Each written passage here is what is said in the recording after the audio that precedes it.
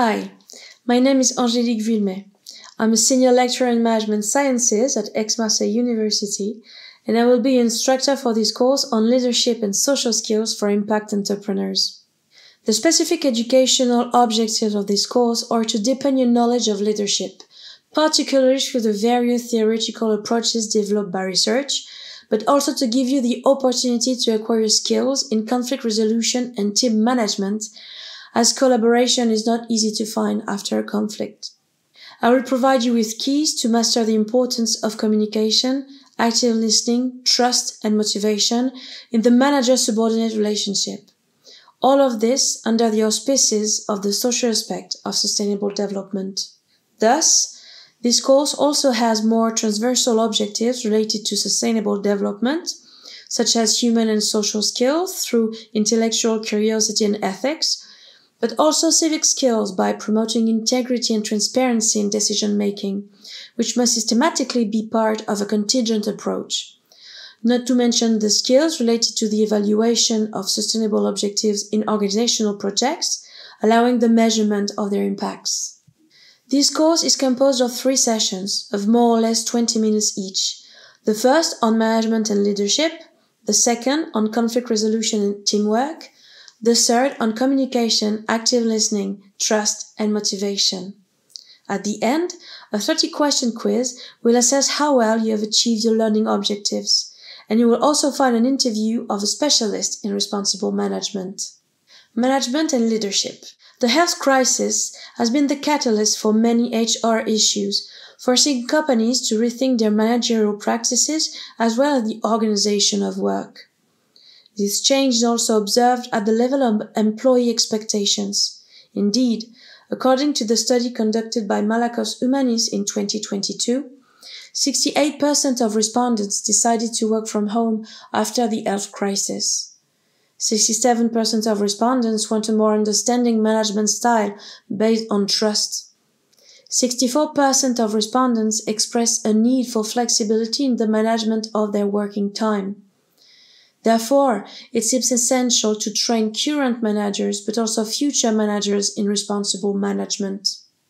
In this session, we will address the roles assigned to the manager according to schools of thought, how sustainable development is integrated into the way management and leadership are conceived, the nuances between the roles of managers, entrepreneurs, and leaders, and finally, the different approaches to leadership that will also evolve towards a more social, a more impactful leader.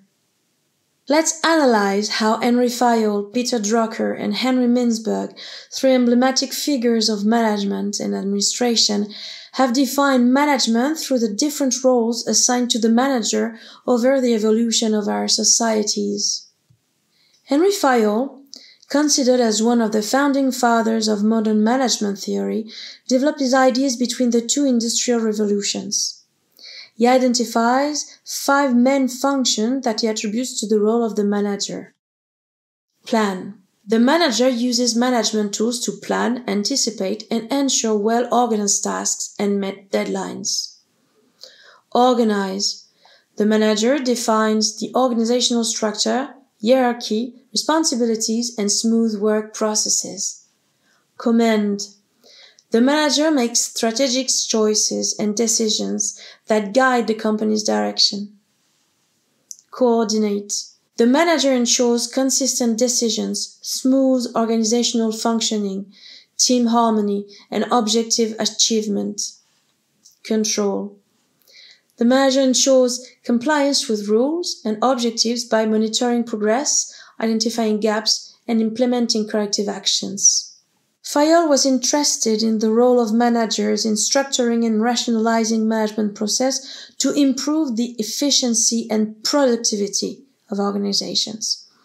His work aimed to provide a systematic framework for management in response to the growing needs for coordination and control in large companies. However, this model of the manager's roles has limitations. It does not take into account the specificities of organizations. Indeed, it's universalist. It assumes that economic performance necessarily equates to social performance, which is not the case, and will be largely demonstrated later. It does not include in its model the possibility that agents may be driven by personal interest or that the manager may defend the interest of one stakeholder at the expense of another. Peter Drucker's management by objectives aims to empower the employee. By doing so, it develops both the autonomy of subordinates and provides managers with elements of monitoring, of control, all for the benefit of the organization. Drucker considered the manager as an agent of change and innovation and emphasized the social responsibility of businesses. Here, the essential difference with Fayol is the recognition of personal interest and, more importantly, the possibility of using it for the benefit of the organization. For Drucker, the manager must define the organization's mission, set objectives, and clearly explain how to achieve them. Ensure the motivation of teams, and we will see what this implies in the last session. Be attentive to and inform their teams. Use standardized rules for evaluation and implement continuous training. To Drucker, society in constant evolution relies on very powerful institutions that are managed by managers. This function today occupies a very important social position, and they must manage the influences of the environment on the organization themselves. So this vision is very modern, especially if we look at it through the CSR lens. Let's take the example of Volkswagen Dieselgate in 2015. The company deliberately chose not to comply with legal requirements and underestimated the importance of social demand. This led its CEO at the time to publicly apologize. He publicly acknowledged the fault and expressed deep regrets for disappointing the trust of customers and legislators. Milsberg focused on managerial roles to refute preconceived ideas and provide a more realistic and practical understanding of what managers actually do. His work aims to improve the training and development of managers by helping them better understand and manage their multiple responsibilities.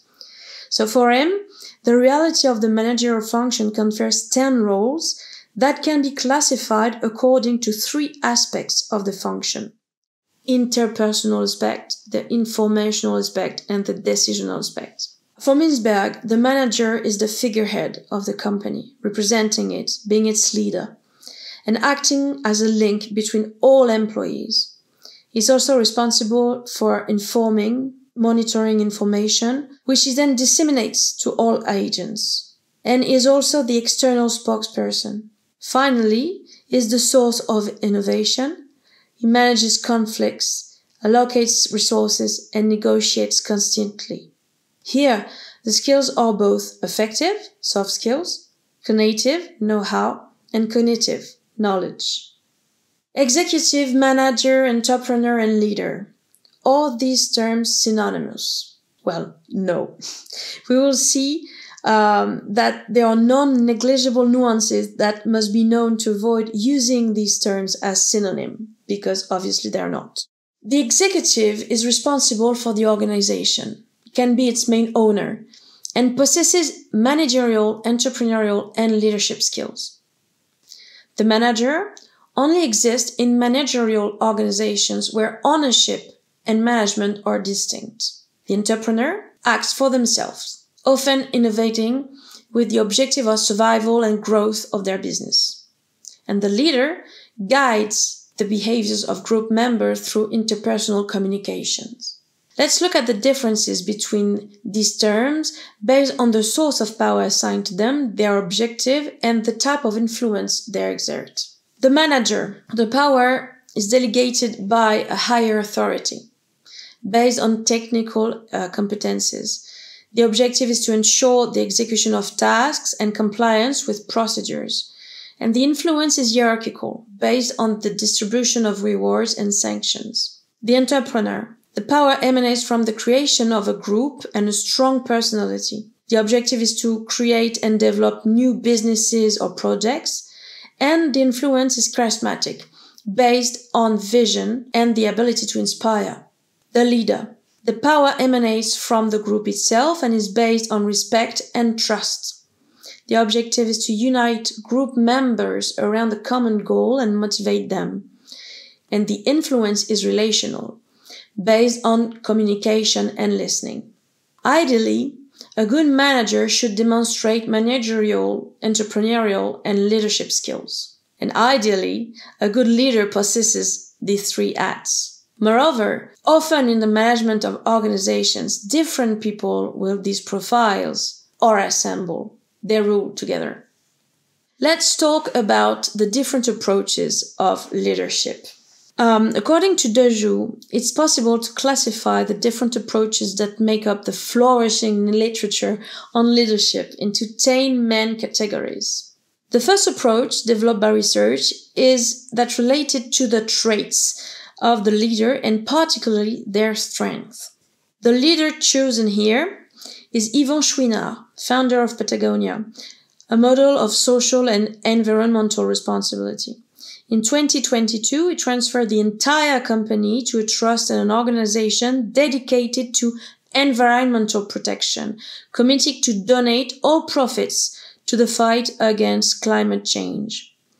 Patagonia also stands out for its internal practices, fair working conditions, and minimal environmental impact, making it an exemplary example or case of CSR. So it seems appropriate to attribute to Mr. Chouinard the following traits, making him a good leader.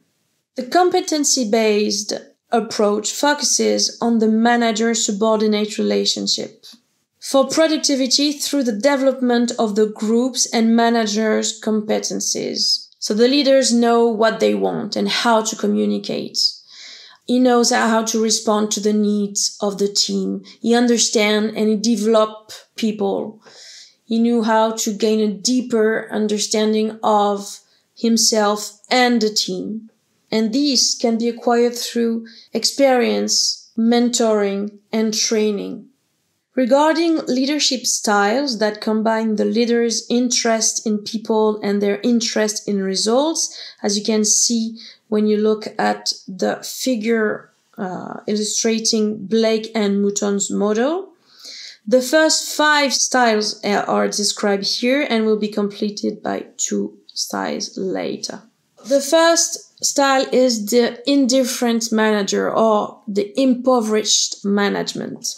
So it's often ineffective because they neglect both work organization and team satisfaction.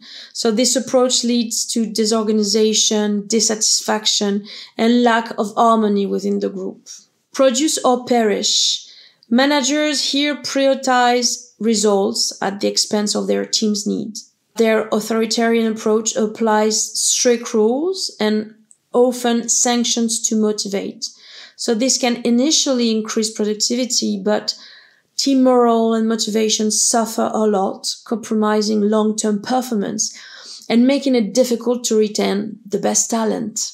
The status quo manager, or the middle-of-the-road management, seeks a balance between objectives and team well-being. But this compromise approach limits their effectiveness. By not prioritizing either high performance or individual needs, they fail to fully motivate their team, which remain at average performance. And also country club management.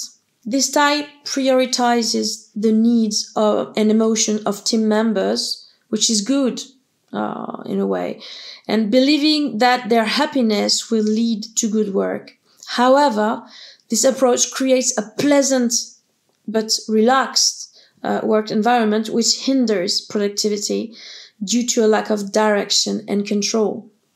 And finally, team management is considered the most effective leadership style, combining high production and attention to people. Managers here are passionate about their work and committed to motivating their team while achieving the organization's objective. And the 2 additional styles are the paternalistic management. So it oscillates between the country club style and the produce or perish style. And the manager here doesn't appreciate having its way of thinking challenged.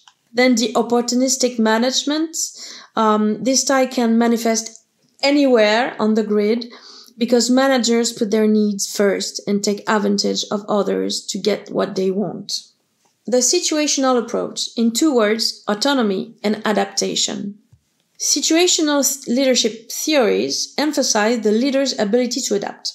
The leadership style must be flexible and adapted to the specific needs of team members and situation. By developing the skills and motivation of team members, the leader can gradually increase their autonomy, which is beneficial for the entire organization. So here are 4 types of situational leadership according to RC and R.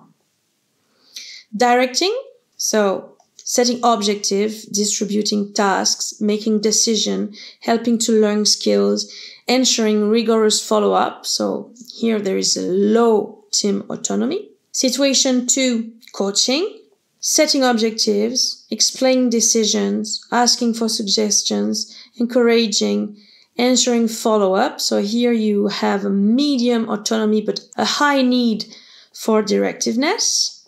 So here we have situation 3, setting objective participatively, asking for ideas, listening, developing autonomy, and ensuring follow-up.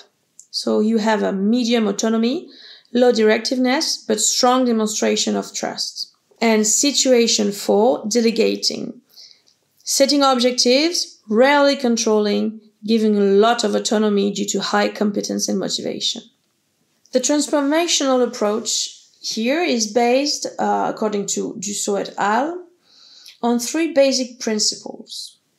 The charisma of the leader, at the origin of an emulation of organizational loyalty. The intellectual stimulation of teams, fostering innovation and creativity. And individual recognition of their subordinates by paying particular attention to their expectations and situations. These last 2 principles are indispensable today. Finally, we will conclude this session with a joint analysis of spiritual and community leadership styles, which are similar in some respects and, according to Dejoux and al., are becoming more widespread and unexpected today, as reflected in the statistic presented at the beginning of the course. According to Voynet-Faubourg, it is through the establishment of a virtuous framework that spiritual leadership distinguishes itself from transformational leadership. Thus, this way of conceiving leadership is articulated around 3 main points. Internal coherence, the leader must align their actions with their spiritual and ethical values. Connecting with others, so this type of leadership creates a community of meaning and strengthens the bond between individuals around shared values. The religion is not a mandatory thing here. And leadership as a vocation. Spiritual leadership is perceived as a mission that goes beyond simple organizational responsibilities. Although little studied to date, spiritual leadership has been addressed by researchers such as Jody Fry, for instance. And this concept here, so the causal model of spiritual leadership, is at the intersection of the learning organization and intrinsic motivation. So where individuals continuously learn from each other to meet the needs of customers, leaders act as coaches, and spiritual leadership aims to align the fundamental needs of leaders and followers to foster productive contributions within the organization. So the main characteristics of spiritual leadership are vision and vocation. Okay. Leaders here create an inspiring vision, allowing members to the organization to connect to their vocation and express a sense of personal mission. Cultural and altruistic love. The leadership establishes a culture where altruistic love guides interactions, fostering a sense of belonging and mutual appreciation, giving meaning. Leaders must be able to give meaning to the engagement of employees, showing them why their work is useful and enriches their lives. Spiritual well-being. For the spiritual well-being, here leadership is closely linked to the spiritual well-being of individuals, meeting their fundamental needs for belonging and meaning. And of course, the alignment of values, which is very important here. It requires congruence between vision and values. Vision here and values, because at all levels of all the organization, which stimulates engagement and productivity. And a striking example of the application of spiritual leadership is Helene Fischer, a fashion company recognized for integrating spiritual values into its organizational culture. So this brand prioritizes creating an environment where each employee feels valued, heard, and encouraged to find personal meaning in their work. So Helene Fischer implement practices such as meditation, sessions, and open discussions, aiming to strengthen the connection between the personal values of employee and the company's objectives. So this model not only encourages individual well-being, but also fosters better team cohesion and a culture of mutual respect and engagement with the company. These are typical elements of spiritual leadership, as Better Read et al. Said in 2020. This is the bibliography if you want to deepen your knowledge. I thank you very much for your time, and I see you for the next session.